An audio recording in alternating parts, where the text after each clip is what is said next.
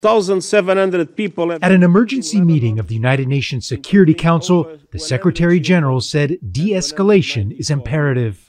Civilians are paying a terrible price, which I utterly condemn. It is absolutely essential to avoid an all-out war in Lebanon, which would have profound and devastating consequences. In a meeting that lasted nearly 3 hours, Iran and Israel both defended their actions. Each act of restraint taken by Iran has only emboldened Israel to commit even greater crimes and more acts of aggression. Consequently, Iran's response was necessary to restore balance and deterrence.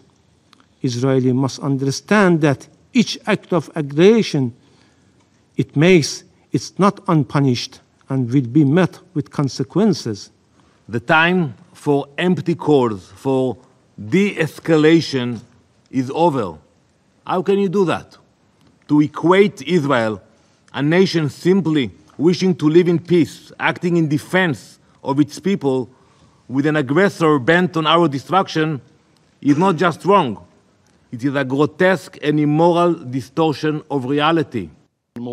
Lebanon called for implementation of the 2006 Security Council resolution that demanded a demilitarized buffer zone in the country's south. The people of Lebanon and the government of Lebanon reject the war.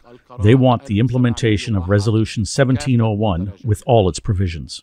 Also, Israel's foreign minister declared Secretary-General Antonio Guterres persona non grata, barring him from visiting Israel, accusing the Secretary-General of being a supporter of Hezbollah, Hamas, and Iran.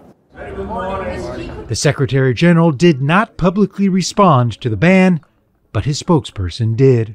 Which we see as a political statement by the foreign minister, and just one more attack, so to speak, on UN staff that we've seen from the government of Israel. La séance est levée. As the meeting ended, council members find themselves in the same position as much of the rest of the world, waiting for what Israel will do next. Gabriel Elizondo, Al Jazeera, the United Nations in New York. Make sure to subscribe to our channel to get the latest news from Al Jazeera.